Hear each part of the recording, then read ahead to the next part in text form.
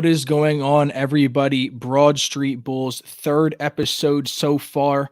And as you can see, we have a very special guest, something that we have been trying to get work into for a long time, and we finally got it to happen. We have Phillies prospect KENDALL Simmons. KENDALL, how are you doing today? What's going on, guys? I'm doing well. Doing well today. That's good. That's good. George, how you doing today too? Always next to George Ryder next to me, my co-host. Pretty good, man. Pretty good. We had a good weekend of football. Yeah, good weekend of football. A lot of stuff going on. Some good talks in the MLB, as you can see already right now, with the whole lockout that's happening. Some news did break. So some good stuff going on there. But we are very excited to have KENDALL Simmons on the show. And we'll kind of just get straight into it. We have a ton of questions to ask him, and he's all here to answer them. So to start off, we're just going to start with like earlier in your life. So you grew up in Georgia. And what was kind of like the baseball atmosphere there? Like I only grew up around the Philadelphia area, so I kind of know what the atmosphere is here. How different is it down there, and what kind of got you involved in baseball? So being from Georgia, like baseball is really big down here, and it's a big community, especially now. Like all the guys who we work out together, we hit together in the off season, and all those guys. Either my brothers play with them or I play with them or played against them at some certain point in time growing up. So over the years, from about like 10U all the way to draft year, and we're all super close. So it was like a big family, whether you played against a guy or you play with them. You get used to those faces, especially the good ones. They tend to merge together and stick together. So like, for me personally, like Georgia baseball growing up here is the best in the country. I just don't think you have that close niche of a group of guys from 10 until you get drafted. And I think that says something about our state and how competitive it is growing up and playing here and how much of a family it is. Yeah. No, that's awesome because we don't always have that. I mean, we still have a really good baseball atmosphere, but I can already tell down there that it's a whole new level, and it definitely would have been something that I would love the experience and everything like that. Yeah, obviously you played for a long time. At what point in your baseball career, like early life, did you think, okay, like I could be good enough to play professional ball? I say freshman year of high school. Honestly, I made the decision going into freshman year to not play football that year. And because the travel ball circuit got so big in the fall, the tournaments like Jupiter and, at Fort Myers and all those big tournaments like that, I think that was the year that I saw myself grow as a player. And that was a tough year for me because I love football. That was my favorite sport by far, by a long shot. And, putting that aside was tough. And as I put that aside and played that fall with the East Cobb Astros, I saw myself grow and competing against guys older than me and competing pretty well. And at that point, I was like, okay, I think I got a shot. These guys are getting drafted. I can get drafted. Yeah. No, that's great. That's great. That it's cool that you kind of found out that early. So you were able to put the grind in even earlier, and you just kept on going. And obviously, you're doing very well for yourself, which kind of leads into the next question. The MLB draft must have been totally insane. Like I can't even imagine the excitement and all the nerves going through and everything like that. What were your emotions and expectations like while waiting to be picked? Did you kind of know like what team you were kind of more going to, like if there was more communications with them, or just what was kind of just going through your head at that time? At that time I wasn't a guy who like didn't know like where I stood. Like I knew where I stood. Right. And I knew like Philly was the most likely to get me. And I knew like they're the most likely to give me what I wanted. So going into the draft, I was just waiting. And I think originally I was supposed to go because we didn't have a second or third round pick that year. I think originally I was supposed to go 4. They're like, yeah, you're going 4. Like we're gonna get you our second pick. And then, I think we got either Eastman or Veerling that pick. Okay. And they called me. I was like, hey, we're getting a college guy. You're still gonna get what you want. It'll just be next round. Okay. 5th round comes up. They're like, hey, we're getting another college guy. Like, don't worry. Like, you're next for sure. Like, we already got, you're going to get your money, whatever. At that point, I was like, man, they're playing me, dog. Like, oh, no. And then I took a short little nap, and my agent woke me up, and I got drafted. And I was like, it was like I felt like a big relief of like all the anxiety, all the stress, like built up the past like couple weeks, honestly, since the high school season was over. And it was just relief. And at that point, I enjoyed that day. So you're time to get to work. So you were committed to Georgia Tech. I'm guessing it wasn't a hard decision then when you got drafted by the Phils. Like you knew I'm going pro.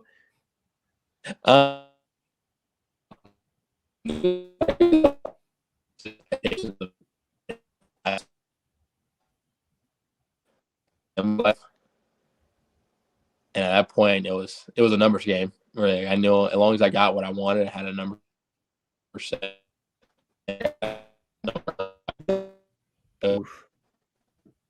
Thank the Lord I got blessed enough to, get the number I wanted and pursue my career. Yeah, that had to be an amazing moment.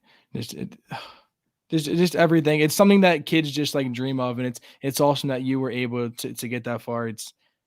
Yeah. I definitely look up to things like that. Things like that.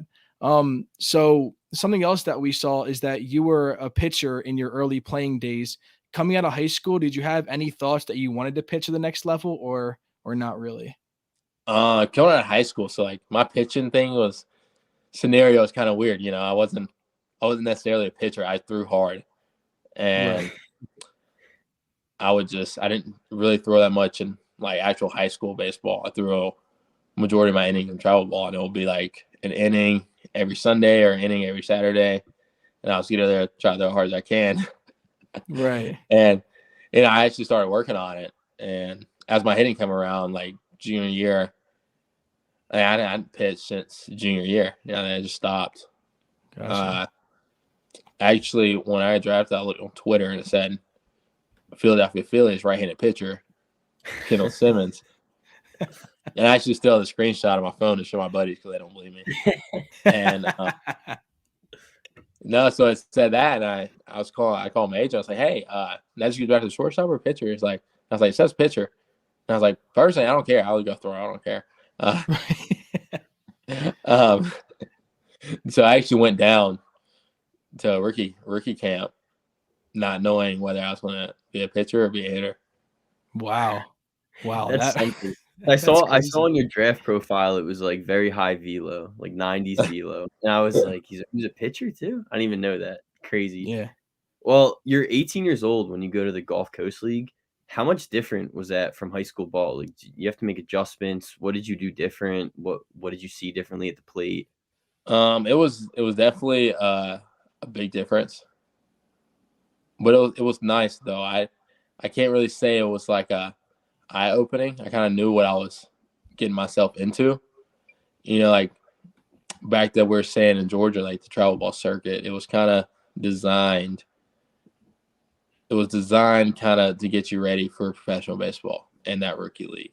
So we practiced every day. We practiced and played every day. We traveled, did the bus rides.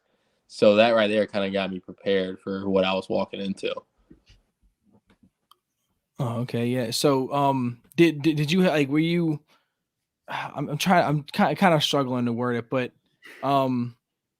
just going into that league, like, is that something that you knew you're going to right after the draft, or like how does the whole communication process really work? Like, did you know that you were going to the Gulf Coast League, or is it like how does that really work? Because my agent had briefed me pretty early. It was like, hey, when you get drafted, like you don't have to go. Like a couple of days later, so I got drafted, and then I waited like 3 or 4 days, and then we went to Philly. We did the whole tour of Philly and the physicals and everything. That was fun. And then from there, I thought I was going home. And the flight was back to Clearwater. And I was like, oh, wait, I'll get to go home first. They're like, no, you're going straight to rookie ball. And I was like, oh, okay. Wow. And then my mom's parents sent me some clothes. Wow. That hits you out of nowhere. Jumped right into it. So just a year after the Gulf Coast League, you moved into the New York Penn League, which you had a great season. That's all I could see, which consisted of an All-Star game appearance. You were first in slugging percentage and tied second in home runs. Did you change any mechanics? Like, did you change any mechanics wise to improve that much in just a year? I didn't, and I think I look back at 2019, and a lot of guys try to repeat that year. So after that year in 2019 during COVID, I was trying to improve. I was an athlete. I just say I was an athlete in 2018 and 2019. I wasn't, as I like to say, baseball savvy. I didn't have the baseball savvy yet. I was just an athlete, and what I did in 2019 was pure athleticism. I really had no mechanics. I didn't know pretty much anything. All I knew was what I was doing at that time was working. And 2020, we had a lot of time. I was around a lot of guys to learn and to make adjustments and learn more. And in my head, I still wanted to hit like I hit in 2019. Mm-hmm. But I was a lot more knowledgeable in 2020. And what come knowledge, is good, but sometimes it's bad for you. Right. Yeah. And so I think, honestly, like in 2021, I think I struggled balancing the two with like athleticism and then knowledge, and like Right. too much knowledge or not too much knowledge. How do we merge the two where I'm athletic and I still am baseball savvy, and I just added it to my collection. Right. So now you just got to find a better way to balance it. Right. But it was a good year, man. It was fun. And I think that was like one of the funnest I've had playing baseball in my life. That moment seemed so real for me and that whole year. Because I was always a kid who had the ability to never actually gelled it together, like just to see what I could be, like just have a glimpse of like greatness for like a season, like that felt good. Yeah, I bet.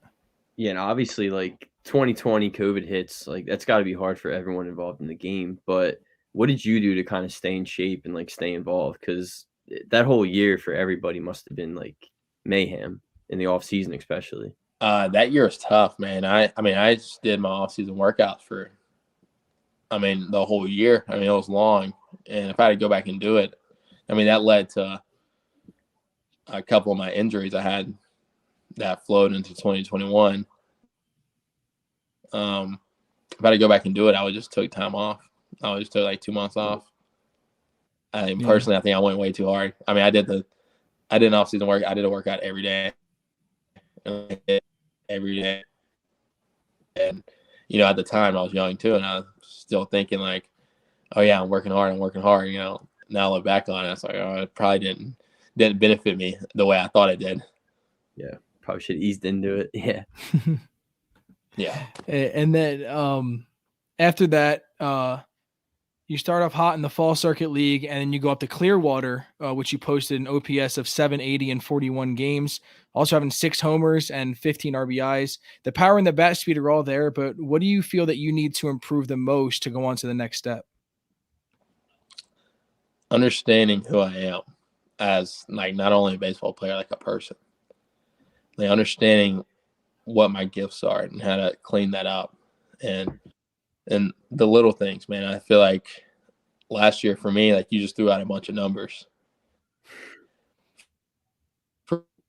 I've never played in my life.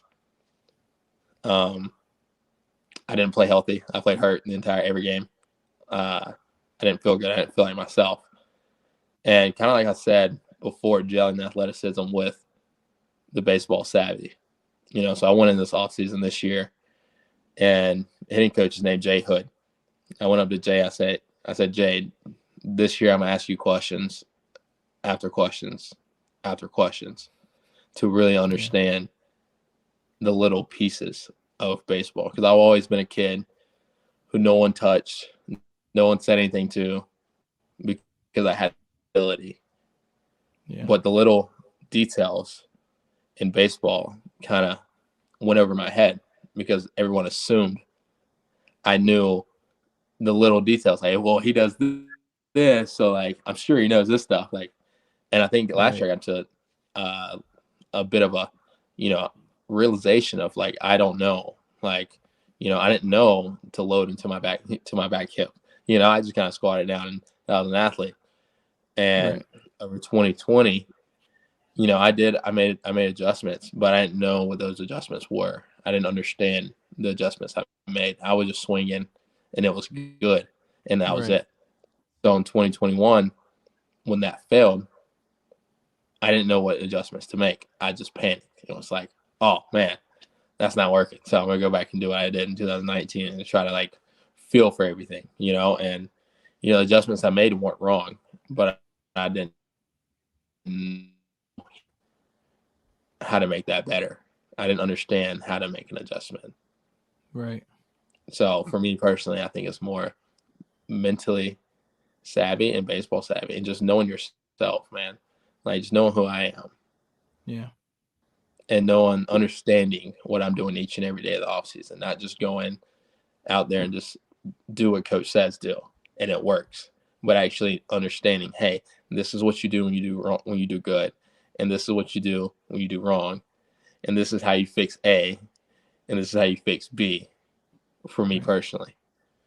So just knowing that, I feel a lot better going into 2022. Yeah. That's awesome because obviously mental, it means a lot, especially for an athlete and especially in baseball, because you can go into a little slump and then you just get in your own head. Being like mentally prepared is just it's awesome.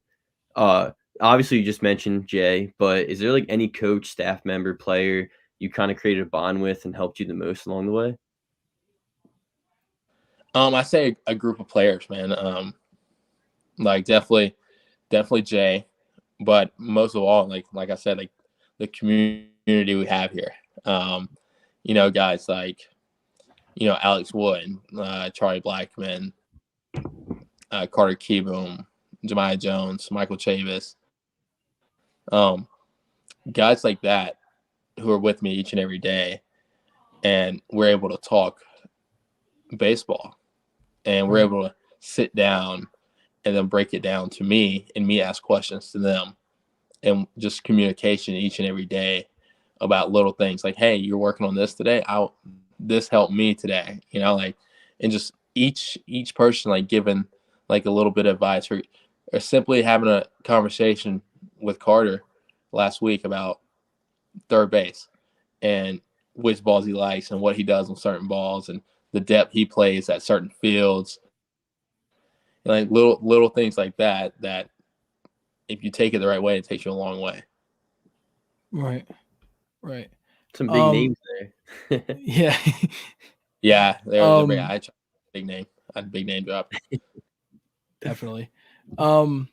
Also, so is there any sort of update of where that you're going to be playing this year? Like, is it going to be down in Clearwater, or are you not really sure of that either yet?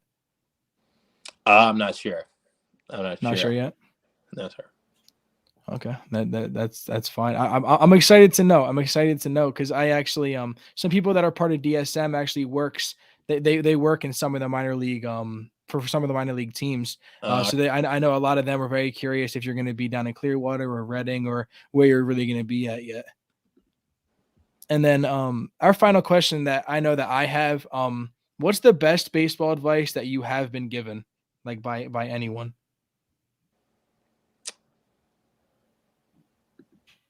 Okay. Tough So this one. one always pops in mind for me, especially for high school guys. High school guys, you get into pro ball early, and you're 22 and you feel like you're running out of time, which, technically your class to get drafted just got drafted that year, but you feel like you've been in the system forever. I was at one of my buddies' wedding, and Dwight Smith was there. He was with the Orioles in the big leagues, and we were having a conversation. And he goes, whenever you think you're running out of time, you're not. He said he was stuck in the minor leagues for an extra 3 years because when he was 24, he felt like he was running out of time and was pressing. And then once he just had a year, it was like, I'm just going to play. Like, not worried about my age, not worrying about, it's too late. I got to make it to the big leagues. And he said that's the year he made it and he stayed.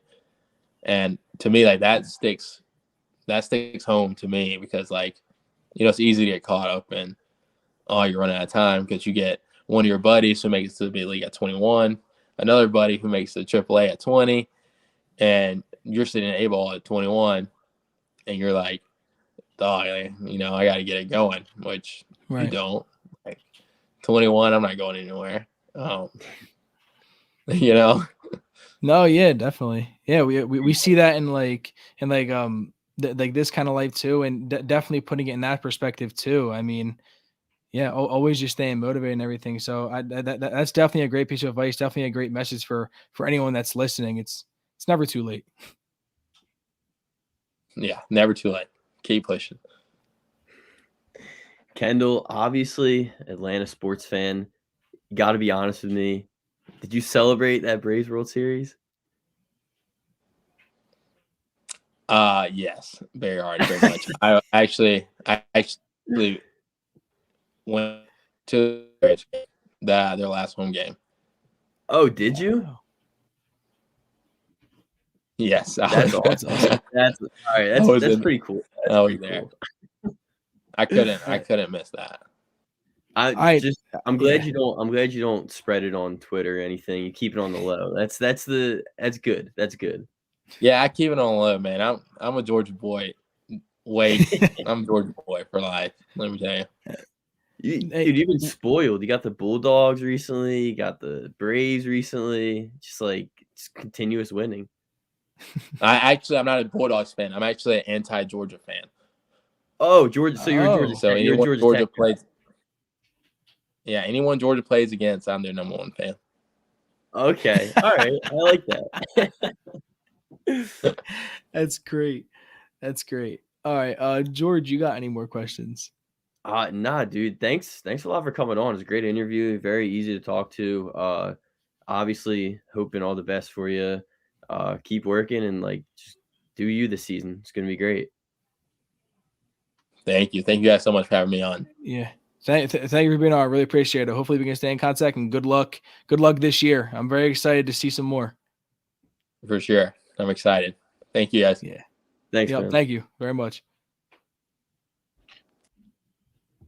Dude. And there was Kendall Simmons, great guest, very, very fun having him on, learning about just his entire life, his come up, and just being a part of a Philadelphia Phillie organization. I mean, it's what all of us dreamed of as kids, is being in his spot, and he's doing a great job, and he's learning, still younger, and he's just only getting better. So hopefully we can see some more Kendall Simmons, maybe get him on the show again sometime in the future, but definitely just letting him work and everything. You can tell he's putting in all the work he can. He's doing everything that he can to do right, because he just wants to help out the organization. So very great having him on, even though he is a Braves fan. But hey, we can't hate. I mean, AI publicly states that he's a Dallas Cowboy fan. All right, so we really can't be mad that someone's a Braves fan. All right, I don't think we have the right to be that way. Nah, that was a great interview. He's really cool guy. Very, very easy to talk to. Definitely gave us some good stories. Dropped some big names there. Yeah, he did. He's like Alex Wood. Yeah, Alex Wood, Michael Chavez, and everything. I'm like, dude, these are people that all of us look up to, and hopefully Kendall will be that person soon in the future. I mean, very good moments. I like how he pointed out just what's the biggest adjustment you got to make, and he's like mentally, because it's true, especially in baseball. It's that was good interview. Hey, and especially in Philadelphia, because we know a lot of Philadelphia athletes don't like to don't like to fix that kind of issue. So all right, so that was the Kendall Simmons interview again. So just one little quick baseball note again is the MLB lockout. News dropped today. They met, the MLBPA and MLB met in Manhattan, and apparently it went extremely well, to a point where they are now having a meeting tomorrow. The MLB has a counter proposal, but they have agreed to terms on some conditions. So all they have to do is just put final touches on it. So this lockout might end tomorrow, George. Like 24 hours from now, the Phillies can have Kyle Schwarber and Chris Bryant. Yeah, I'm ready. Like, print the jerseys. Let's go. But I'm ready for it. I'm hoping. You know, you never know with these things. Obviously, an agreement would be awesome. Just get things going, but I'm not going to expect it. But dude, we're gaining traction. We're gaining traction, and that's all that really matters. MLB lockout ends. You're going to expect as much as Broad Street Bulls, a Diamond Talk episode 2. You know it. Twitter, I cannot wait for the rumors. Just like I need all the Schwarber. I need Chris Bryant. Give me everything. Need it all. So much more baseball is hopefully going to be heating up soon. We need so much more of it, but do we really need it after the weekend that we just saw? I am so sad that we are a few weeks away from football being gone, because this might have been the best weekend, not even just in the NFL, just period. Every single game, it was insane. I mean, we'll just go from the start of the games, and we'll start from the first Saturday game to the last Sunday night. We'll save the best for last. Let's be real here. Saturday, the first game at 4:30, Bengals versus Titans. Who did both of us have? Who did you tell me to respect more? All right, listen. Ryan Tannehill pulled a Ryan Tannehill. That's what I said. Joe Burrow pulled a Joe Burrow. Dude, 348 yards. Ryan Tannehill did get 3 picks. And it was bad. Terrible. The one in the red zone that was tipped was, Titans, you need the quarterback, I guess. And Joe Burrow, he's the quarterback. Ryan Tannehill is not. Derrick Henry or not, doesn't matter. It doesn't matter. And just compare it to the Eagles, because when you have a good run game, it doesn't always work out. These good teams, like it doesn't work out. Nope. At all.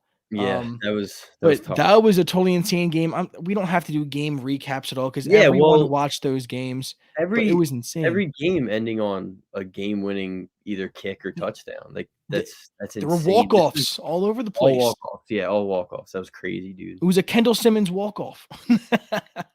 Yeah, the Bengals. I'm praying for them next round, dude. I hope they win, but. After watching that Chiefs game, I don't know how they're going to stay in that game.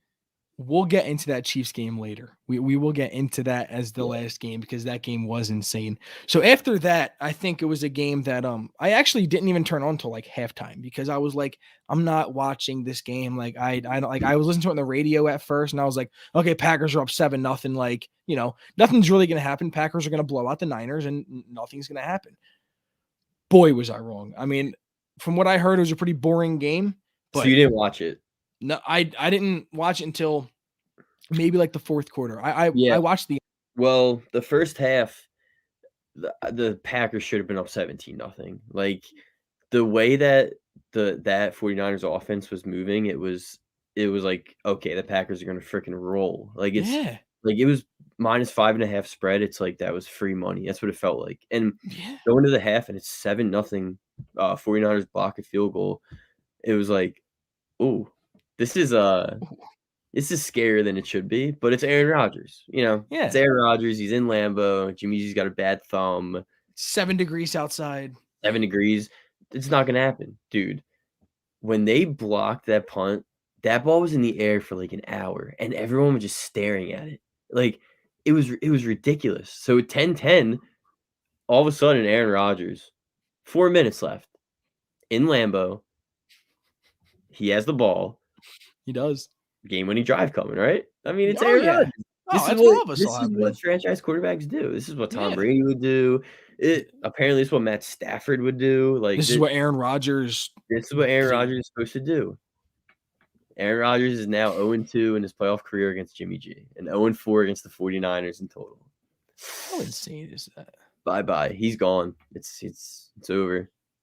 I don't know if you saw his post-game interview, but it was like he was like, a lot of contracts expiring. I don't want to be a part of a rebuild. Like it's over. That's like the worst. If I was a Packers fan, I'd feel sick to my stomach. And that's kind of the thing. So the reason why we knew Aaron Rodgers wanted to leave is because, a lot of the things were it was the team's fault, not Aaron Rodgers. Aaron Rodgers did everything possible to do. He did everything right. Every little thing he did right, but the team struggled. this last game, a lot was on Rodgers. You can't put this game on the rest of the team. I mean, there's some on there, but Rodgers is just as equivalent. He had a bad day. You can't blame special teams for an entire loss. It all comes down to Aaron Rodgers needs to score more than 10 points. Exactly. That's what I'm at too. Also, if you're watching, he literally didn't throw the ball to anyone except Devontae Adams and Aaron Jones. That was it. He, like, good quarterbacks, you pardon my language, you play to what the defense gives you, right? You play to what the defense gives you. You see Josh Allen giving it to Gabriel Davis, 4 touchdowns for the man, while Stephon Diggs has 7 total yards in a game where they put up 36 points. Like, you give what the defense, you take what the defense gives you. He did not want to do that. On that one, he wanted to go deep to Devontae Adams on that 3rd down, like the whole time. Lazard is wide open up the middle. He's wide open up the middle. He doesn't even look at him. Like, he wanted Adams and Jones the whole game. He was in his ways. That's what he wanted. Want to give it to his guys, no matter what. It's almost like he was like proving a point. Like, it didn't work out. I mean, when dude, you just feed them, you're like, people say like you're the most talented quarterback ever. Like, how are you, Lazard being wide open up the middle on that freaking deep ball to Adams on double coverage was just, that was tough. Like, that's not something Aaron Rodgers needs to do there. Like, get the ball to the open receiver, drive down the field, beat the 49ers because you're better than the 49ers. You're at home in a freezing cold Lambeau. Like, this is your game. This is like everyone in the preseason, everyone during the season while you're on a tear. It's like this is like the Packers to lose.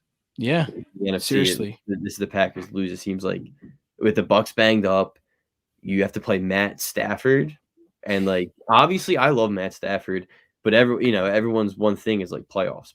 Matt Stafford playoffs.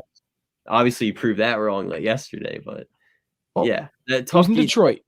Tough day to be Aaron Rodgers for sure. It's tough day to be Rodgers. Tough day to be anyone in Green Bay. Any veteran quarterback yesterday. It seemed like rough.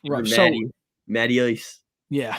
So does this one game change if you'd want Rodgers as your Philadelphia Eagles quarterback? No. Like, you'd still want Rodgers, right? Like, if the Eagles had the chance to get Aaron Rodgers, yeah. Okay, all right. I just want I want to make sure you didn't take too much away from one game. No. Of course I'll take Aaron Rodgers. He's so good, but like it's like the playoffs stats don't.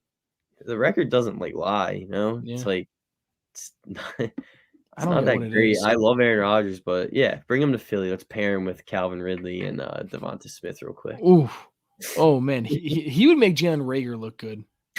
Yeah.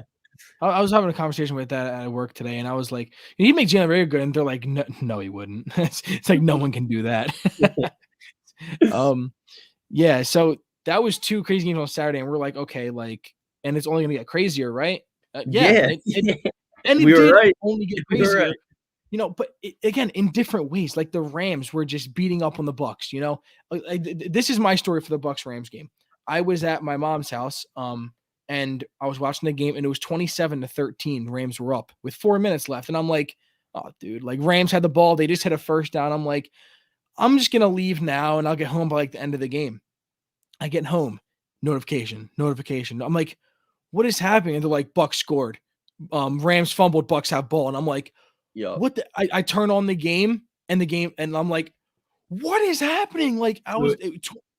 Did you see Brady strip sack, and then the very next play, snap the ball over Stafford's head, Bucs recover, go down. Stupid. Yeah, dude, that game was insane. Like, give Matt Stafford all the credit in the world because he deserved that win. That's for all the people that hate him, all the haters, everyone that points out, playoff success and all. He did that. Tom Brady came back. He saw the blitz, busted coverage, Cup wide open up the middle, dude. What a throw. That throw, like, awesome for Cup getting open, but that throw was on the money. Yeah, so what I actually there was reports that came out that Bruce Arians, like they called a blitz and everything, but not all the defensive players understood. So it just blew the whole play up, and I was like, that You could you tell can't. he saw him right away. Like Oh my Stafford god. saw him streaking up the middle. That throw, dude. I feel so happy for him. I wanted the Rams to win. Oh, did you pick the Rams? Nope. You picked the Rams. I said Bucks. I said the Rams have this is the best matchup for the Rams. Terrible matchup for the Bucks. But the reason why the Bucks will win is Tom Brady. And I was Okay. so close. I was so close. Okay. Yeah. Yeah, you got me. And That's I one. think I picked the Chiefs. No. You picked Bills 34-28. Did I? Yeah. And what calls did I make about this Chiefs Bills game? I said this Oh game's yeah, you I said said yeah, I said this game's gonna hit yeah, 80 to 100 points. yeah. Just You under the said 80 mark. you were like it's gonna be 44-42. Yeah, I'll I give was it to you. close. I'll I give was it to you. close. Dude, and you told me that I should have bet the over. I should have put my damn life savings on I that. said you should have hammered the over if you think that. I should have. And I didn't even touch it. I didn't even touch anything over the weekend. Cooper Kupp, I just Plenty wanted of to people. enjoy the games for like just how they were. I just wanted to enjoy Oh it yeah. anyway. Yeah. Oh yeah, I feel that. So yeah, crazy weekend just in all. You did watch the Chiefs Bills game, correct? Like you did watch it all. Yes, of course. Yeah. How special was that game? This league is in such good hands with these quarterbacks, dude. Like Mahomes and Allen. Now there's a case for Allen. You can argue that he's the best young quarterback in the NFL, the best quarterback in the NFL. It's him and Mahomes, 1-2. I don't think it's arguable, like at all. You got like Herbert, Lamar. You have all these guys, these young, talented quarterbacks that we're gonna be able to watch for years. Kyler, like this, what just happened? You just cut out. No, you cut out on mine. No, you cut out on mine. All right, we'll re-roll the tape after this. But you cut out on my end. That's weird. But yeah, that was the best game I've ever watched besides the Eagles winning the Super Bowl. That game will be better than the Super Bowl this year. Oh, for sure. That was like the most amazing, dude. Over 20 points in 2 minutes. And yeah, dude, my emotions were like, oh, I'm just like I'm like, what the hell? And like in all of it, like the one thing that just stands out is like Josh Allen is so fucking good. Dude, he is so fucking good. Like his arm is just, oh, you tired? I just hit a quick yawn. Keep going. His arm is freaking ridiculous, dude. It is. It is insane. Like he's gonna be for Bills fans. Like I'm so sorry. That is the most heartbreaking, gut punching loss ever. 13 seconds wasn't enough time. Like was too much time. That was bad And defensive calls. they probably should have squibbed it and taken off a few seconds. That too. But they didn't. It's fine. But dude, like that Bills defense sold. Like that was bad. I can't believe they got down 13 seconds. And then I don't know if you saw Kelsey and Mahomes after the game and interviewing. They were saying Kelsey, he was like, I see a hole like wide open up the middle. I'm not gonna run my route. I'm gonna run wherever like I can to get open. Just look for me. And then as he's about to snap the ball, he's like go Kels, go. He's like telling him, he's like, you got it. Fucking wide open, set up field goal. Boom. It was really whoever won that coin toss was winning the game, right? Yeah. Is that how you felt? So yes. So that was kind of the next conversation I wanted to get into. Yeah, yes, I kind of I do, but I don't think it's yes, they should change the rules in my eyes. Do you think they should change the rules? 100%. And I know that's gonna like take away from such an amazing game because everyone's talking about the change the rules. Yeah, they should. The Chiefs tried to change the rules. They requested that like 3 years ago. Yeah. In 2019, they were like they proposed it and the NFL denied it. Yeah. Like obviously they should change the rules. Even like you don't have to do it in the regular season. I don't mind ties. In the playoffs, the rules have to change. Yeah. Each team needs to get the ball. Well, Josh Allen had the most amazing game ever, and he didn't get his chance to even step back on the field. But Josh Allen isn't the Bills. We can't say the Bills didn't have a chance to win. They have a defense. They and I know it's hard to get stops, but it's in the league. I mean, listen, I know, but to end the fourth quarter when there's over 20 points in 2 minutes, like it's whoever gets the ball first is winning that Right. game. And if And the I Bills but won that toss, they would have drove down the field and won that game. right, but all that I kept seeing is that the Bills didn't have a chance. No, Josh Allen didn't have a chance, but the Bills, they still had a chance. I get it, like the rules probably should be changed, but I don't think it's so horrific. I don't think that it needs to be, like I just don't like how they said that the Bills don't have a chance because they did. They had a chance to stop Patrick Mahomes, and if it was the other way, if the Bills won the coin toss and the Chiefs would have had the chance. It's not because I'm saying because it's the Bills. The Chiefs also would have had a chance if the Mhm. Bills won. You know what I mean? So No, yes, for I sure, believe it right? should be changed, but just I all I keep on seeing is the Bills didn't have a chance. No, they did have a chance. It might not be exactly how you like it, but you need to expect it because everyone knows that this is how it is. So Yeah. the whole No, outrage, I get it. It's just to me, it's just getting taken a little bit too far. it's taking away from how amazing that game was, and I It, know it, it everyone and knew, it does a little bit. but yeah, the rules gotta be changed, dude. I get that they had a chance, but watching the last 2 minutes of that game, no. Nobody whatever offense had that ball first, the defense did not have a chance. Yeah. Dude, those No. quarterbacks are playing out of their minds, and Gabriel Davis was open on every fucking play. Did you see that? So the Every last fucking touchdown play. he scored, did you see the route he Broke his ran? ankles. Holy shit. He just fell. Like, It's dirty. no, it was ridiculous. And like even the last touchdown, like to Kelsey, was just a beautiful pass, beautiful Mhm. catch. It was that game was spectacular, dude. Like the scariest part about it is whoever won that game, I don't want to like I love the Bengals, man. I love Joe Burrow, Jamar Chase, T. Higgins, Tyler Boyd, dude, Joe Mixon. Like they're good team. Yeah. They're not going to beat the Chiefs. They wouldn't even beat the Bills. The Bills and the Chiefs are going to roll to the Super Bowl, whoever won. Yeah, dude, just It's like I said, like on true. our last show, I True. was like, whoever wins this game is winning the Super Bowl. I have Yeah, no doubt in my mind.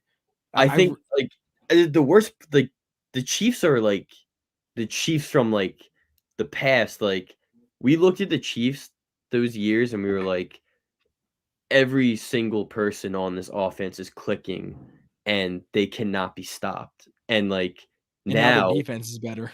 we're back, yeah, and we're back to that offense. Like because in the middle of the year they didn't start off good. They They didn't look good.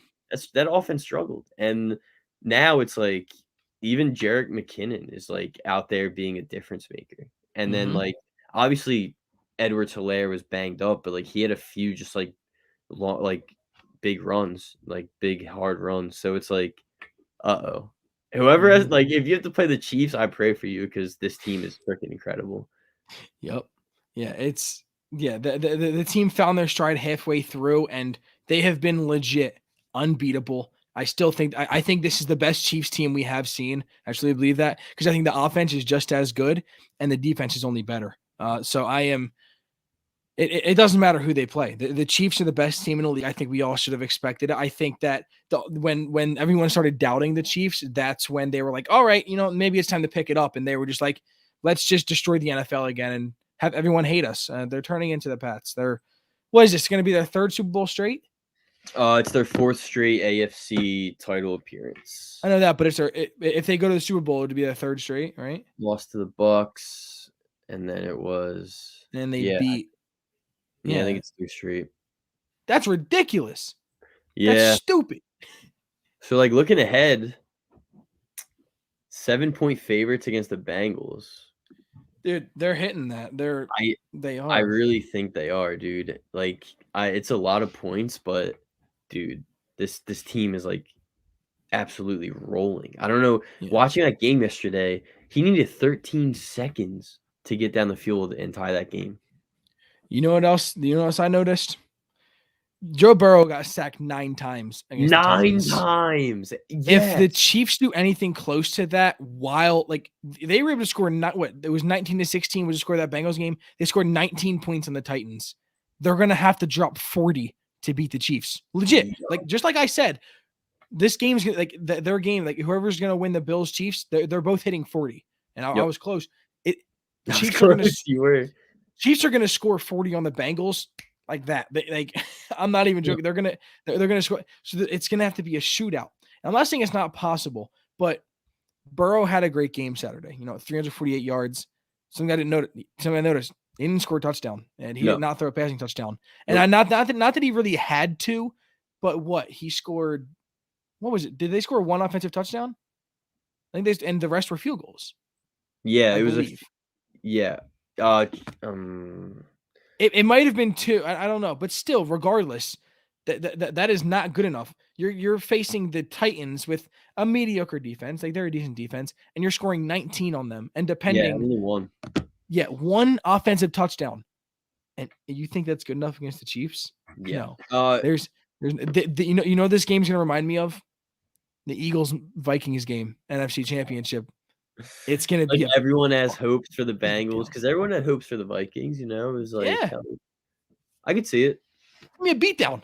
That is going to be a beatdown, and I want to say that about an NFC game too with the Rams, but with how the 49ers just played, I don't know if I can say that. I mean, I know we'll deep dive more into the games on Friday night's show, but and now Friday's going to be big for that. We'll definitely talk, but now you got San Fran back in the warm weather. Yeah. They don't got to play in that fucking Lambeau 7-degree type weather. It'll be interesting. I want to say the Rams win by a touchdown, but no. I just the biggest thing is Matt Stafford is just much better than Jimmy G, but Aaron Rodgers is so much better than Jimmy G too, and look how that worked out. Exactly, and that's exactly how I'm viewing it too. It's going to be a very fun night or weekend. Awesome weekend. Sunday is, I think, going to follow it and be awesome too. There's still great matchups. It'll be really fun. We'll see. Hey, Bengals could upset. Who knows? Dude, I would love Bengals Rams. I'm not gonna lie. Would love Bengals Rams. That'd be really cool. It'd be fun. Be very cool. Yeah, so that was kind of the fun weekend.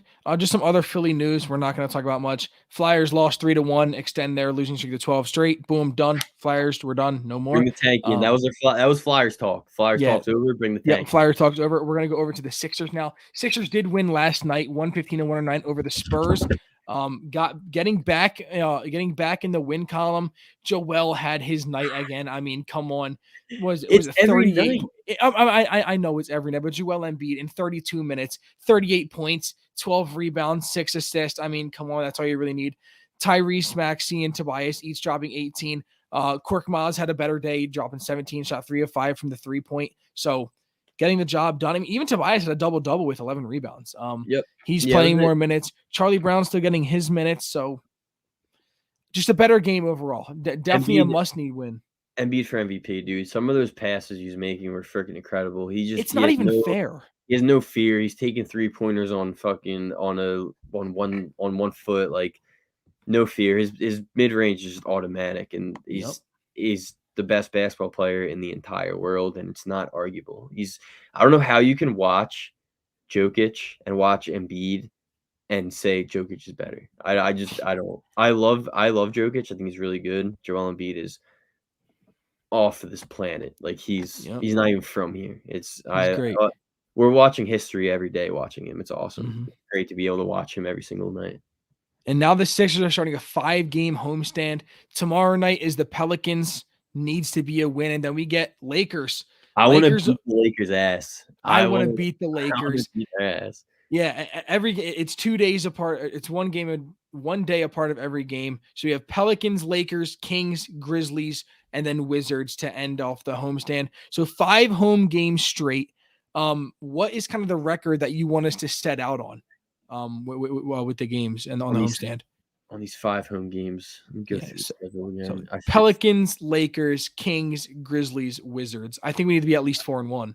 Yeah, 4-1 would be great. I mean, obviously, the Grizzlies aren't easy. The Lakers, because LeBron, aren't easy, and the way that we like to choke leads away, Yeah. But yeah, 4-1 would be awesome. The lowly Pelicans, the Kings, the Wizards, a little revenge game. That's 3 right there. And then you could take one with the Lakers and Grizz. That'd be awesome. But you know, this team's good.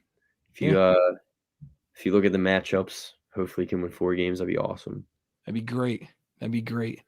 So I think that's all we really got. We got a little bit of everything in here. Great interview. That was I like him. Yeah. Really cool dude. Yeah, that was definitely a lot of fun. Hopefully we can get Kendall Simmons more.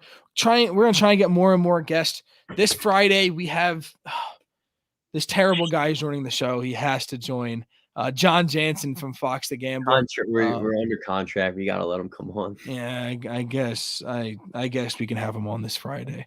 But we will hear his thoughts on the Eagles season in general. Hearing from someone like him. So we'll definitely hear his thoughts on the Eagles, Jalen Hurts, everything, and then also just about this weekend. He's a big gambling kind of guy, so we'll see. We'll get his bets for the weekend as well. Oh yeah, we'll get totally into that. So that's gonna be a lot of fun. Next week, we have more stuff lined up as well. I mean, just trying to get more and more guests for you guys.